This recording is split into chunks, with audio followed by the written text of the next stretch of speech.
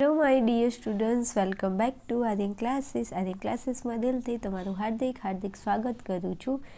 મને ખબર છે તમારી એક્ઝામ નજીક છે, તમે બધા ટેન્શનમાં છો કે અમારે ધોરણ 12 અર્થશાસ્ત્રમાં વિભાગ ઈમાં કયા ક્વેશ્ચન કરવા અને કયા ક્વેશ્ચન ના કરવા.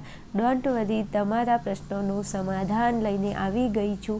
આજે આપણે ધોરણ 12 અર્થશાસ્ત્ર વિભાગ ઈના મોસ્ટ આઈએમપી ક્વેશ્ચન જોવાના છીએ. વિદ્યાર્થીઓ જ્યારે પણ તૈયારી કરતા હોય ત્યારે આપણે ખાસ એક વસ્તુ ધ્યાનમાં રાખવાની છે કે તમે કોઈ પણ વિભાગની તૈયારી કરવા બેસો તો તમને ખાસ ખબર હોવી જોઈએ કે વિભાગ ઈ માટે કયા ચેપ્ટર કરવા, કયા ચેપ્ટરમાંથી વિભાગ ઈમાં પ્રશ્ન પૂછાય છે.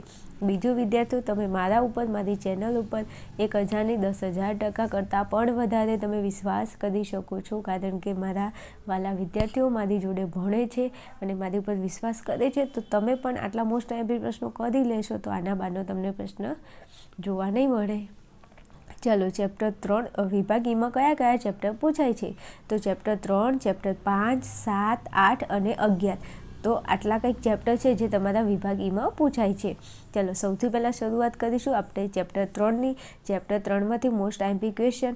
હવે ચેપ્ટર 3માંથી કોઈ પણ એક પ્રશ્ન પૂછાય છે વિભાગ ઈમાં. ક્લિયર? ચલો, પહેલો પ્રશ્ન છે, સાટા પ્રથાનો અર્થ આપી સાટા પ્રથાની મર્યાદા જણાવો. સરસ મજાનો પ્રશ્ન છે અને આવડે એવો પ્રશ્ન પણ છે. ચલો, પ્રશ્ન નંબર 2 છે, ફુગાવાના કારણો જણાવો. પ્રશ્ન નંબર 3 છે, નાણાંનો ઉદ્ભવ અને વિકાસ જણાવો. નાણાંના કાર્યો સમજાવો.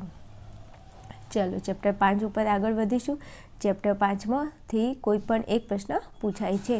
પ્રશ્ન નંબર 1, ગરીબી એટલે શું? ગરીબીના નિર્દેશકો સમજાવો. પ્રશ્ન નંબર 2, ગરીબીનું સ્વરૂપ દર્શાવી ગરીબીના કારણો ચર્ચો. પ્રશ્ન નંબર 3, ભારતમાં ગરીબી ઘટાડવાના ઉપાયો સમજાવો. સરસ મજાના પ્રશ્નો છે, આવડે એવા અને તૈયાર થઈ શકે એવા છે.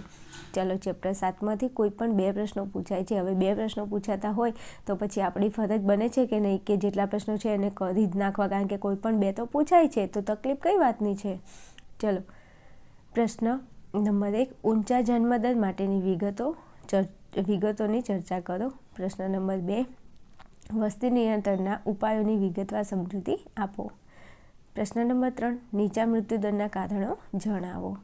વિદ્યાર્થીઓ, હવે આપણે આગળ જઈએ એના પહેલાં મારે તમને જણાવવાનું કે જો તમે ધોરણ 12 આર્ટ્સમાં ભણો છો વિદ્યાર્થીઓ અને તમને તત્વજ્ઞાન વિષયમાં તકલીફ છે તો તત્વજ્ઞાન માટે મેં સરસ મજાનો 6 પ્રશ્નપત્રનો એક પેપર સેટ તૈયાર કર્યો છે, જે તમે મારી એપ્લિકેશન આર્યન ક્લાસીસ એપ્લિકેશનમાં જઈ અને તમે એ પીડીએફને ઈ બુક સ્વરૂપે પરચેઝ કરી શકો છો. અને એ 6 પ્રશ્નપત્રનું પેપર સોલ્યુશન પણ હું એમાં કરાવવાની છું. એકદમ નોર્મલ કોડ છે, તમે એને પરચેઝ કરી અને પેપર સોલ્યુશનના વિડીયો પણ જોઈ શકો છો અને પ્રશ્નો પણ તૈયાર કરી શકો છો.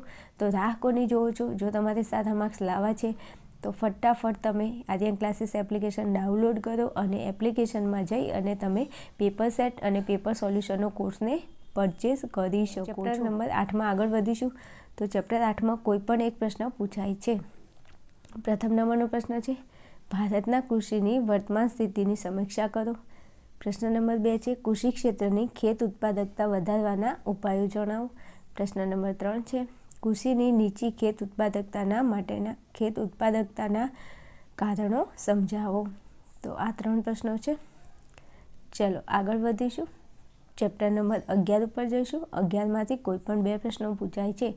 તો વિદ્યાર્થીઓ, તમારે એક વસ્તુ તમને ખબર પડતી હોવી જોઈએ કે જે ચેપ્ટરમાંથી 2 પ્રશ્નો પૂછાય છે એ ચેપ્ટરના 2 પ્રશ્નો તો કરી જ નાખવાના. તો તમે 1-2 ચેપ્ટરને સાઈડમાં કરી શકો છો. ચલો, પ્રશ્ન નંબર 1 છે, સ્થળાંતરના કારણો સમજાવો. પ્રશ્ન નંબર 2 છે, શહેરીકરણની હકારાત્મક અસરો સમજાવો. પ્રશ્ન નંબર 3 છે, શહેરીકરણની નકારાત્મક અસરો સમજાવો. પ્રશ્ન નંબર 4 છે, ભારતમાં શિક્ષણની સ્થિતિ વિશે સવિસ્તાર સમજાવો. પ્રશ્ન નંબર 5 છે, શહેરીકરણની સમસ્યા હળવી કરવાના ઉપાયો જણાવો. તો આ કંઈક સરસ મજાના મોસ્ટ આઈએમપી ક્વેશ્ચન હતા. એકવાર તૈયાર કરી લેજો તો તમારી બોર્ડ એક્ઝામમાં પણ કામમાં આવશે અને તમારી સેકન્ડ એક્ઝામમાં પણ કામમાં આવશે.